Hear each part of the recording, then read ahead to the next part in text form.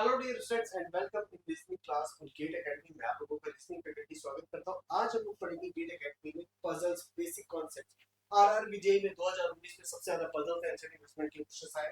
तो यहां पर हमें ये समझना होगा कि पजल के क्वेश्चंस को आसान कैसे बनाएं, कैसे उनको समझा जाए। देखिए गेट एकेडमी आपको प्रोवाइड करा रहे हैं complete course for RRB JEE CBT 1 CBT 2 के लिए। आपकी देखिए टोटल जो वैकेंसी वो 7900 वैकेंसी थी, एप्लीकेशन क्लोज। अभी मैं चाहता हूं कि आप लोग जमकर तैयारी करो और सिलेक्शन एक पोस्ट अपने नाम पर दायर। देखिए आरआरबी जेईई पे टोटल पोस्ट थी, उसके लिए जो हम लोग फीस ले रहे हैं सीबीटी कोर्स के लिए सीबीटी 1 एंड 2 टोटल फीस है 777। अगर आप सीबीटी 1 करना चाहते हैं तो 499 में आपको सीबीटी 1 का कोर्स मिल जाएगा। अब हम लोग बढ़ते हैं थोड़ा सा पजल की। आज पहली क्लास में पजल होता क्या है। माय डियर, पजल की क्वेश्चंस की अगर हम बात करें तो क्वेश्चंस ऐसे होते हैं जिसमें आपको कुछ भी डेटा फिक्स नहीं दिया, नथिंग इज फिक्स। यानी जहां पर बहुत सारी चीजें आपकी क्या होती है कि आपको डेटे में कुछ पॉजिटिव दी होती है, कुछ नेगेटिव दी गई होती है एंड उनके बेसिस पे आपको सॉल्यूशन फाइंड आउट करना है। वो सॉल्यूशन आप कैसे फाइंड आउट करेंगे, चलिए हम लोग आगे समझते हैं। ये जब आप पजल देखते हो तो सबसे पहले पजल में देखिए आपको दिया होगा age based puzzle, state based puzzle, month and day based puzzle, floor based puzzle, profession based puzzle, random puzzle, scheduling puzzle, direction based puzzles आपके हो सकते हैं, year and blood test based जो पजल्स होते हैं वो आपको दिया जाता है। ठीक है, concentric diagram arrangement based puzzle आपके होते हैं एंड देखिए circular sitting arrangement based puzzle, triangular sitting arrangement based puzzle, linear sitting arrangement based puzzle, sitting arrangement based puzzle with blood relation and floor based puzzle. तो जो सबसे ज्यादा questions पूछे जाते हैं वो फ्लोर वाले एंड सिलेक्शन वाले पूछे जाते हैं। तो चलिए आज के हम पहले क्वेश्चन पे डिस्कशन करेंगे। बड़ा सिंपल सा क्वेश्चन है, तो मैं पहले एक आपको 3 मिनट का समय देना चाहूंगा, लेकिन मैं चाहता हूँ कि चलिए एक बार इस क्वेश्चन को मैं पहले आपको सॉल्व करा दूं। नेक्स्ट क्वेश्चन में मैं आपको टाइम दूंगा, तब आप क्वेश्चन को सॉल्व करें। Answer the question based on the given information.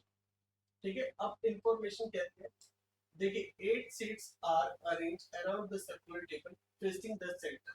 6 students हैं और इन 6 स्टूडेंट्स में देखिए 6 students A B C D E and F sit, ठीक है, on the different seats living 2 seats vacant. आपको क्या करना है, आप एक चीज देखिएगा, सिटिंग अरेंजमेंट कुछ ऐसा है, 8 सीट है, इन 8 सीट में से आपको 2 सीट वेकेंट्स छोड़नी। अब वो 2 सीट वेकेंट्स कौन सी होंगी, हमें देखना पड़ेगा और समझना पड़ेगा कि 2 सीट्स वेकेंट्स कौन सी। neither of vacant seats is adjacent to each other, यानी जो दोनों वेकेंट सीट्स हैं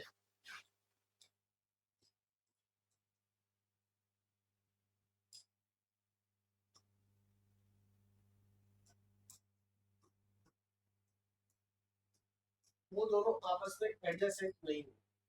क्लियर, तो कह रहे हैं F sit second to the right of E. अगर आप देखिए F sit second to the right of E, हम क्या करेंगे, F sit second to the right of ई।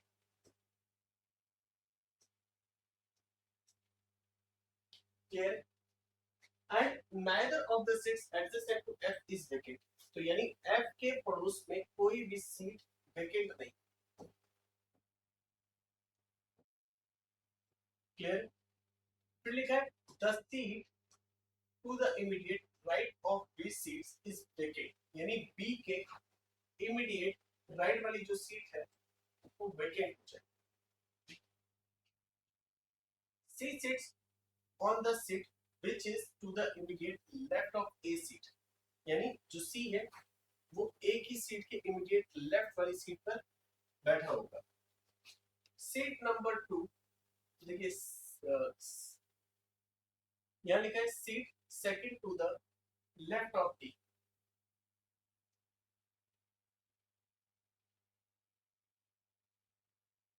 मतलब आपसे कह रहा है सीट, मतलब एक सीट है जो second to the left of D है, D seat is not a vacant. यानी अगर आप देखिए डी के सेकंड जो सीट होगी वो वेकेंट रहेगी, डी के सेकंड वाली जो सीट है यानी फर्स्ट सेकंड ये वेकेंट नहीं है। हमें ये क्लियर करना है, C does not sit second to the right of D, यानी C does not sit second to the right of D, यानी डी के सेकंड राइट सी नहीं बैठता है। और आपसे पूछा है who sits second to the right of D, D के सेकंड राइट कौन, बताइए। डियर जब आप इस क्वेश्चन को सॉल्व करोगे तो यहाँ पर एक कंडीशन नहीं बनेगी, यहाँ पर मल्टीपल कंडीशंस बनेगी। मैं आपको बताता हूँ कैसे। हम इन कंडीशंस को लिख चुके हैं। हम यहाँ पर डायग्राम लेते हैं। सबसे पहले 1 2 3 4 5 6 7 8 8 पोजीशंस। दूसरा डायग्राम देखिए 1 2 3 4 5 6 7 8, क्लियर है। तीसरा डायग्राम जरूरत पड़ेगी तो यहाँ लिखें, चौथा डायग्राम जरूरत पड़ेगी तो यहाँ लिखें, ठीक है। अब आप समझिए यहाँ पर कह रहा है सबसे पहले कंडीशन जो थी ई के सेकंड राइट एफ है। मैं मानता हूँ कि ई यहाँ पर फर्स्ट सेकंड राइट एफ यहाँ पर, ठीक है। एक पॉसिबिलिटी ये भी तो हो सकती थी। और देखिए एफ का कोई भी पड़ोसी वेकेंट नहीं, तो आप देखिए ई यहाँ है तो हम ये मान लेंगे कि वेकेंट पोजीशन यहाँ पर हो गई 1 2, एफ यहाँ पर होता है, यानी एफ की पोजीशन जो है सिटिंग वाली वो सेकंड राइट, क्लियर है। अब आप एक चीज देखिए, एक केस तो ये बन गया आपका, एक केस बन गया आपका ये पॉसिबिलिटी हो सकती है, ठीक है। अब आपसे क्या कह रहा है, डी के सेकंड राइट सी नहीं है, फर्स्ट सेकंड राइट सी नहीं है, ये लिखा हुआ था। C is not the second right of C. C sits on the seat which is to the immediate left of A seat. ये हमें clearly क्या clear है? C does not sit second to the right of D. ये भी हमें clearly clear है। अब आप एक काम करिए, आप तुरंत एक सिटिंग अरेंजमेंट और ले लीजिए, ठीक है। और ये जो सिटिंग अरेंजमेंट ले रहे हैं ये वाला आप यहाँ पर लेंगे, ये वाला आप यहाँ पर लेंगे। मान लीजिए E यहाँ पर था, F यहाँ पर था, और F के दोनों पोजीशंस वेकेंट नहीं है, तो यानी अगर आप देखिए तो ये और ये वेकेंट नहीं हो सकते, क्लियर है, ये वेकेंट नहीं हो सकते। तो आपसे कहते हैं ये और ये वेकेंट नहीं हो सकते, इनको छोड़ के वेकेंट होंगे साहब। तो अभी सिटिंग अरेंजमेंट जो बनाएंगे हम कंडीशन से रखते हुए चलेंगे, और दोनों वेकेंट साथ में भी नहीं होंगे, ऐसा भी नहीं है, एडजेसेंट नहीं होंगे। मान लीजिए ई यहाँ है और एक वेकेंट यहाँ आ चुका है, तो एफ यहाँ है, वेकेंट जो नहीं होंगे हम उसको कट करते हैं। अब देखिए पहले लेफ्ट वाले केस की बात करते हैं कि वेकेंट कहाँ हो सकता है। वेकेंट जहां भी होगा वो बी के राइट में होगा, हमें इतना क्लियर दिख रहा है कि बी के राइट में वेकेंट। अब बी कहीं भी हो सकता है, बी के राइट में वेकेंट होगा और कोई भी वेकेंट साथ में नहीं होगा। तो बहुत सारे केसेस बन रहे हैं इस तरह से। और जो सी है ए है, दोनों साथ में बैठेंगे, सी और ए दोनों वेकेंट साथ में भी नहीं होंगे, और बी के राइट में वेकेंट है और डी के सेकंड लेफ्ट वेकेंट नहीं हो सकता, हमें इतना दिया। चलिए पहले आप लोग इस वाले केस को देखते हैं। इस वाले केस में अगर आप यहाँ पर देखिए एक वेकेंट आपका हो गया है, बी के इमीडिएट राइट कौन सा वेकेंट हो गया,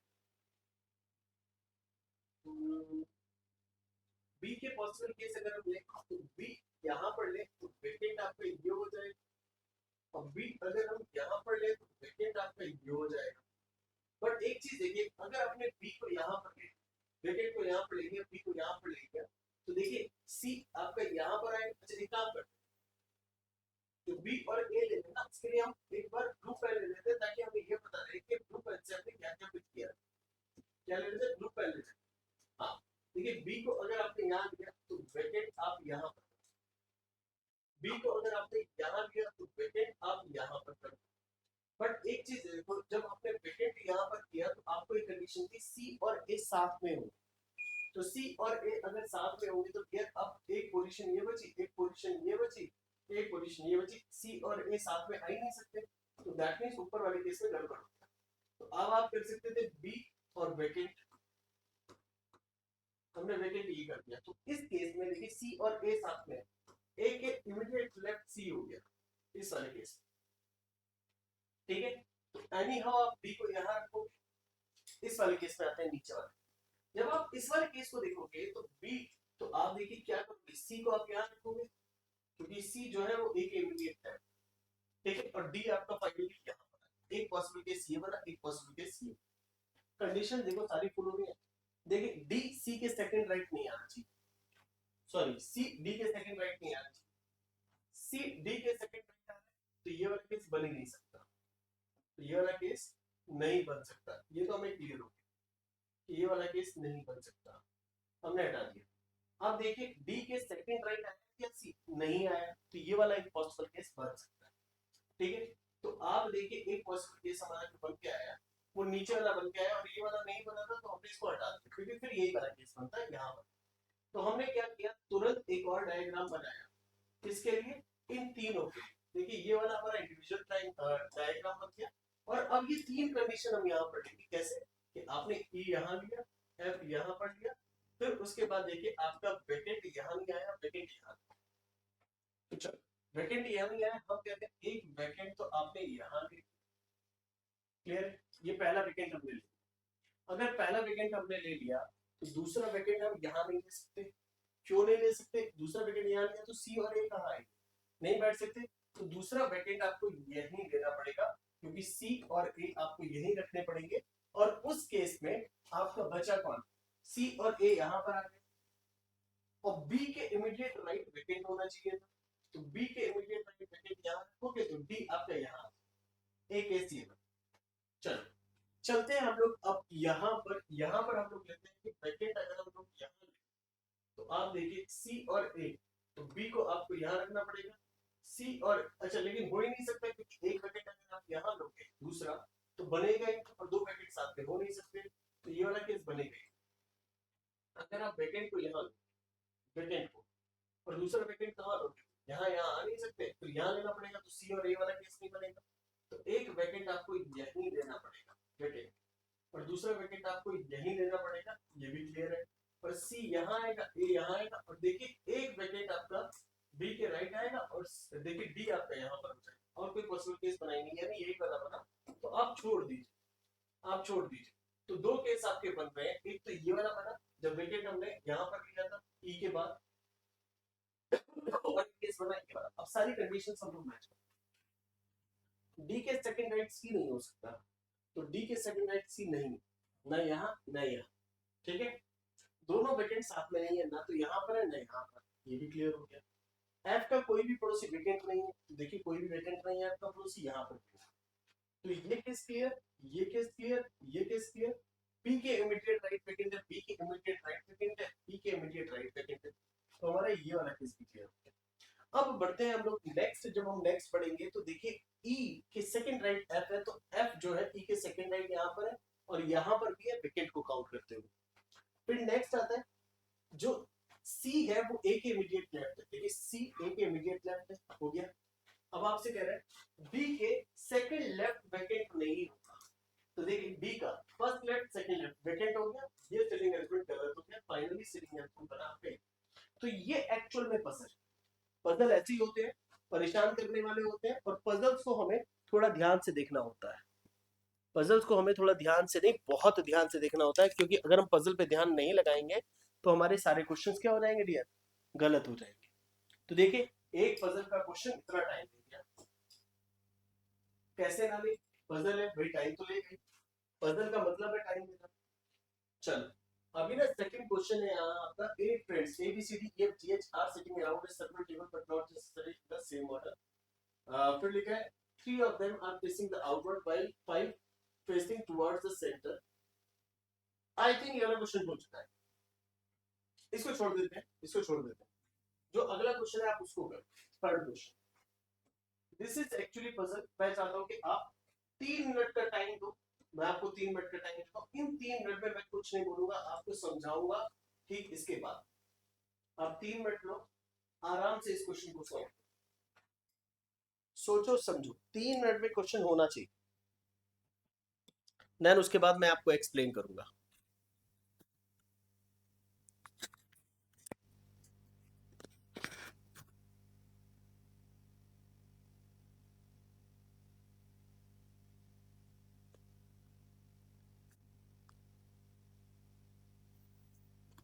सोचिए समझिए बेटा, आंसर कीजिए, कैसे बनेगा इस क्वेश्चन का आंसर।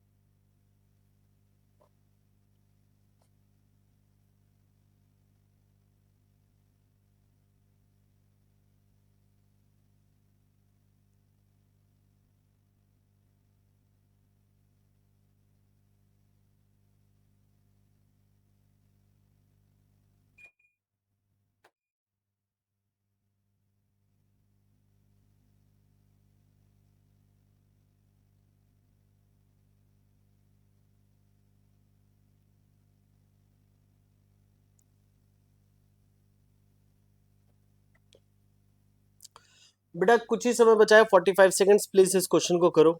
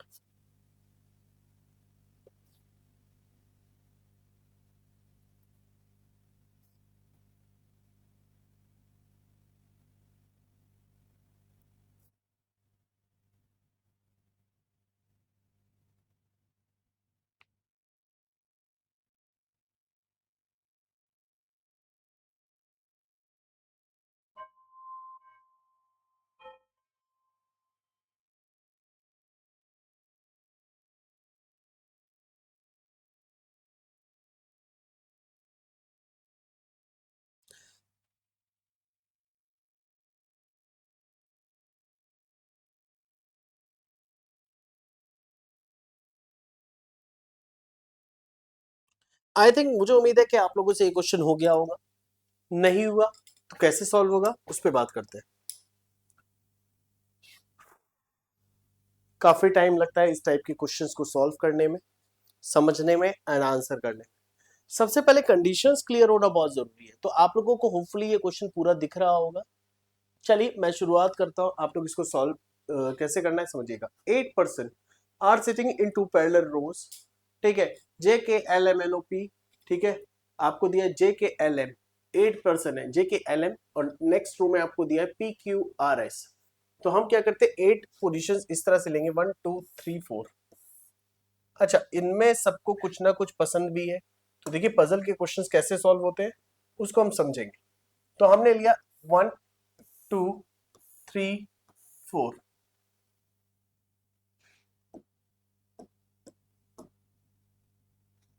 1 2 3 4, पहला केस 1 2 3 4।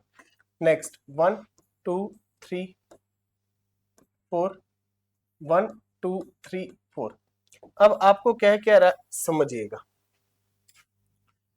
फर्स्ट रो में आपके बैठे हैं J K L M are sitting and facing towards the north, यानी जे के एल एम नीचे वाली रो में ऊपर की तरफ देख रहे हैं, and P Q R S R sitting and facing towards the south, यानी पी क्यू आर एस आपके ऊपर वाली रो में नीचे की तरफ देख रहे हैं। इतना हमें clear, but not in the same order, and they like different fruits, जिसमें kiwi, mango, apple, grapes, guava, orange, papaya and rambutan, यानी इसको बोलते हैं रामफल। तो अभी आप देखिए only 1% sit between J and the one who faces the one who likes papaya. अब देखिए क्वेश्चंस को कितना पजल बनाया है। यहां पर बोला है only 1% sit between J and the one who faces the one who likes papaya, यानी जे और उस व्यक्ति के बीच केवल एक व्यक्ति बैठा है जो क्या कर रहा है आपका। अच्छा देखो, हम कहते हैं कि अब जे की बात करते हैं, तो जे मान लीजिए हमने कहा कि यहां पर बैठा है, या एक काम करते हैं जे को ऊपर बैठा लेते हैं।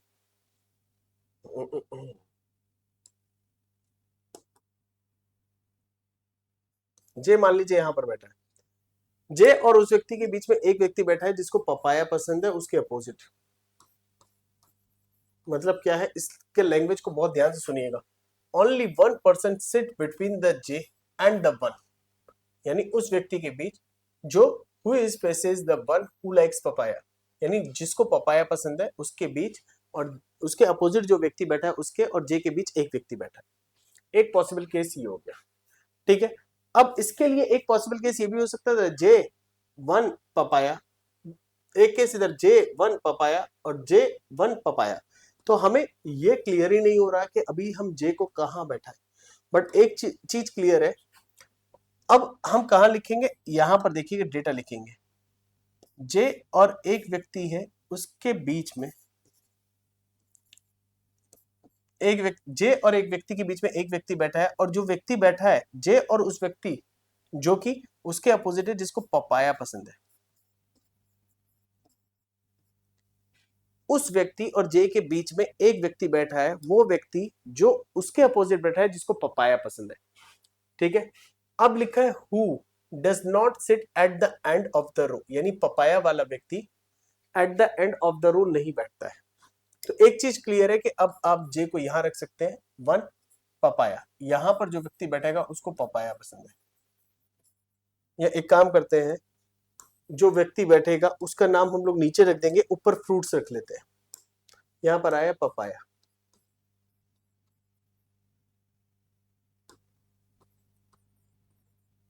अब आप ये कर सकते थे, जे को यहां बैठा दीजिए, 1 इसके अपोजिट हो गया पपाया। इतना हमारा केस क्लियर हो गया, क्योंकि पपाया वाला एंड पर नहीं बैठ रहा, दो ही पॉसिबल केस बन रहे हैं। कि लिखा है ना, एंड ऑफ द रो, नहीं बैठता है। M sits immediate right of the one who faces the one who likes papaya. समझिए, यहां पर कह रहे हैं M sits immediate, just M sits immediate right the one who faces the one who likes papaya. यानी M उसके ठीक right में बैठता है, जो उसके अपोजिट बैठा है जिसको पपाया पसंद है। तो डियर एम यहां पर आ गया। इस केस में देखिए एम आपका यहां पर आ जाएगा, एम उसके अपोजिट है जिसको पपाया पसंद है, जो पपाया के अपोजिट बैठा है, यानी जो व्यक्ति, देखिए M sits immediate right of the one, M उस व्यक्ति के ठीक राइट में है, हु फेसेस द वन जो उसको फेस कर रहा है, हु लाइक्स पपाया जिसको पपाया पसंद है। क्लियर है? Only one person sit between Q and the one who faces M. यानी क्यू और जो एम को फेस कर रहा है उसके बीच में, एम के अपोजिट वाले व्यक्ति और क्यू के बीच में एक लोग है। एम का अपोजिट वाला व्यक्ति ये है और उसके और क्यू के बीच में एक लोग है। तो यानी एम के अपोजिट ये है तो उसके और क्यू के बीच में एक लोग है, क्यू यहां आ जाएगा। इस केस में एम के अपोजिट ये है और उसके और क्यू के बीच में एक लोग है जो कि पपाया वाला है। ठीक है, ठीक है। P is the only neighbour of the one who faces the one who likes mango.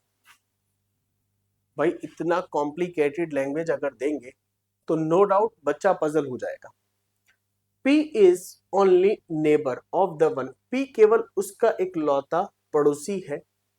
ठीक है, P केवल एक लौता उसका पड़ोसी है, क्योंकि यहां पर लिखा है P is the only neighbour of the one who faces the one who like mango.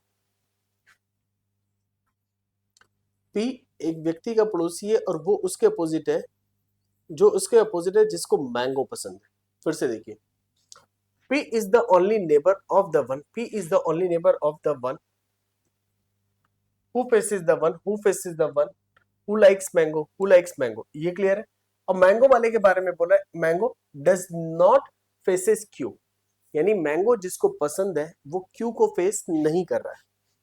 Mango does not faces Q, यानी मैंगो वाला व्यक्ति अपोजिट नहीं है किसके, क्यू के। तो माय डियर अब आप क्या करोगे, पी तो ऊपर वाली रो में आएगा, अगर आप पी को यहां रखते हो, ठीक है, तो वो यहां आएगा और मैंगो यहां पर आ जाएगा, बट मैंगो यहां आ नहीं सकता क्योंकि मैंगो क्यू के अपोजिट है नहीं। तो पी कहां रखोगे आप, तो डियर पी आ जाएगा आपका यहां पर, अपोजिट ये हो गया और मैंगो आपका यहां पर। क्लियर है? और मैंगो वाले के बारे में, who does not faces Q, वो क्यू को फेस नहीं कर रहा है। तो देखिए अब आप क्या कर सकते थे, P is the only neighbour of the one, P उसका इकलौता पड़ोसी है, P इकलौता पड़ोसी है तो P यहीं आएगा, ये तो क्लियर है।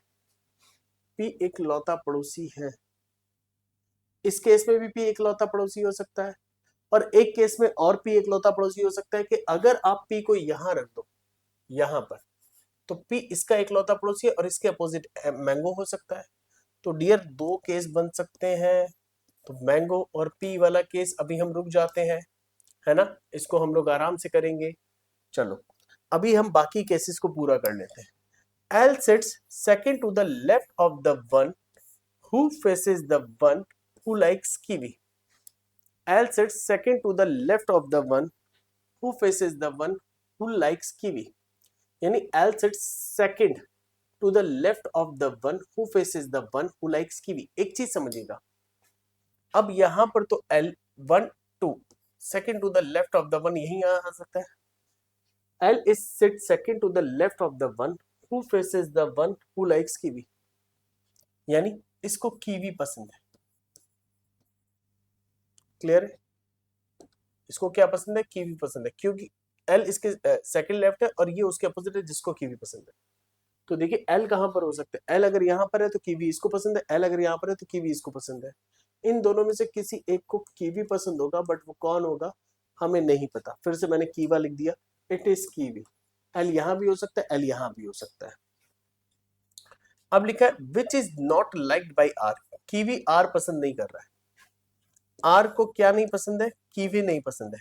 तो डियर एक्चुअल पजल क्वेश्चन तो यही है, आर को क्या नहीं पसंद है, कीवी नहीं पसंद है, तो कीवी हमने कट कर दिया, आर को पसंद नहीं है। The one who likes apple sits to the left of L, the one who likes apple sits to the left of L, L के लेफ्ट में जो बैठेगा उसको एप्पल पसंद है। तो डियर यहां पर आते हैं हम लोग, तो यहां पर एल यहां बैठेगा तो उसके लेफ्ट में कोई बैठ नहीं सकता, दैट मींस एल यहां बैठेगा, उसके लेफ्ट में जो बैठा है उसको एप्पल पसंद है। तो देखिए जे के एल एम, जे के एल एम। अब आप यहां से कीवी रख सकते हो कि कीवी किसको पसंद है, तो हमने ये भी पता कर लिया कि कीवी इसको पसंद है, एंड कीवी किसके द्वारा लाइक नहीं कर रहा, आर के द्वारा, यानी आर या तो पपाया या यहां पर। ठीक है, चलो आगे।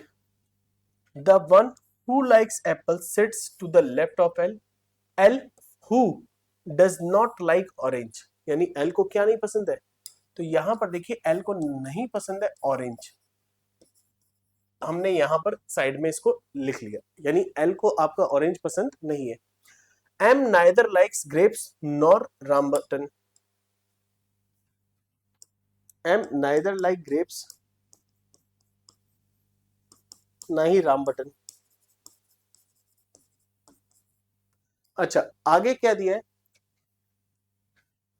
As many as person sit to the right of K as to the left of the one who likes orange, यानी के राइट में जितने लोग बैठे, यहां पर देखिए as many as person sit to the right of K sit to the left of the one who likes orange. अगर देखिए के राइट में 3 लोग हैं तो ऑरेंज के लेफ्ट में भी 3 लोग होंगे, यानी क्यों ऑरेंज खा रहा होगा इसके हिसाब से। के राइट में 1 लोग है, ठीक है, तो ऑरेंज के लेफ्ट में भी 1 लोग होंगे, जबकि पॉसिबल नहीं है, या तो पपाया है। तो यानी अगर मेरे राइट में 1 लोग है तो उसके लेफ्ट में 1 लोग होंगे, दैट मींस हम दोनों एक दूसरे के अपोजिट है। तो देखिए ये वाला केस तो हमारा एग्जिस्ट ही नहीं करेगा, बनेगा ही नहीं। तो आप अगर देखो तो आपका ये वाला केस अभी तक बन रहा है, और इसमें इतना डेटा अभी हमें और फिल करना है। ठीक है, तो हमने ऑरेंज फिल कर लिया, सब कुछ फिल हो गया। अब हम चलते हैं अपने क्वेश्चन की तरफ। हमसे कह रहा था जे उसके अपोजिट बैठा है, जे के जो जे और एक व्यक्ति के बीच में पपाया वाला खेल हो गया, यहां पर खत्म। ये वाला केस हमारा जो क्लियर हो गया उसको लिख लेते हैं, हो गया। आर को कीवी नहीं पसंद है, आर को कीवी पसंद है ही नहीं, हमने लिख लिया, तो आर यहां नहीं आ सकता, आर यहां या यहां आएगा। एल को ऑरेंज नहीं पसंद है, तो एल को ऑरेंज नहीं पसंद है, ये वाली बात भी क्लियर हो गई। अब यहां पर पी और मैंगो वाला केस अभी भी अटका हुआ है।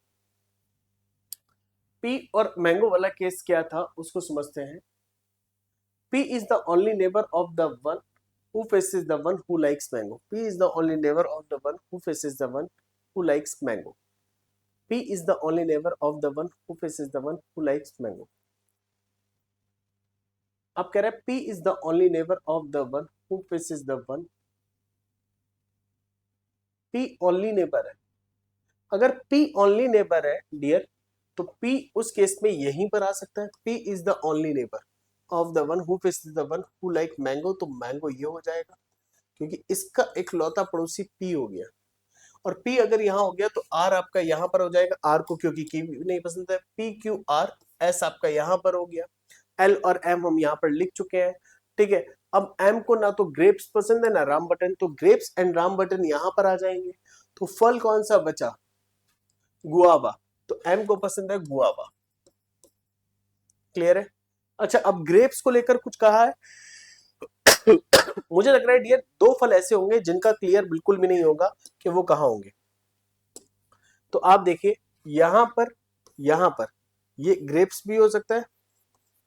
अच्छा मैंगो के अपोजिट क्यों नहीं है, मैंगो के अपोजिट क्यों भी नहीं है, ग्रेप्स भी हो सकता है और राम बटन भी हो सकता है। और यहां पर भी देखिए राम बटन और ग्रेप्स, दोनों हो सकते हैं, ये हमें क्लियर है, क्योंकि राम बटन और ग्रेप्स को लेके ऊपर से लेके नीचे तक कोई कंडीशन दी ही नहीं थी। और इस तरीके से फाइनली ये आपका पजल का क्वेश्चन डियर सॉल्व हो जाता है, यानी कंडीशंस बहुत जबरदस्त है और हमें एक एक पॉइंट को बारीकी से देखना पड़ता है। और पता है दूसरी चीज क्या है, दिमाग में रखना पड़ता है। अगर हम पजल्स के पॉइंट्स को दिमाग में नहीं रखेंगे तो डेफिनेटली सॉल्व तो नहीं कर पाएंगे, है ना, सोचना पड़ेगा। क्योंकि सबसे बड़ा पॉइंट ये था, P is the only neighbour, P केवल एक लौता पड़ोसी है इसका। अगर हम पी को यहां रख देते तो एक लौता पड़ोसी नहीं होता, फिर दो पड़ोसी हो जाते उसके, पी भी हो जाता और यहां पर भी हो जाता। तो ये कुछ की पॉइंट्स होते हैं जिनके ध्यान में रखेंगे हम, तो हमारा हर एक क्वेश्चन इजीली सॉल्व हो जाएगा, कोई डाउट ही नहीं। तो फिलहाल आज के लिए इतना ही। Thank you very much. Puzzle 2 में मिलते हैं बहुत जबरदस्त क्वेश्चंस के साथ। Thank you for watching and like, subscribe and share. Puzzles मिलेंगे, डेफिनेटली मिलेंगे, तैयारी कर लीजिए।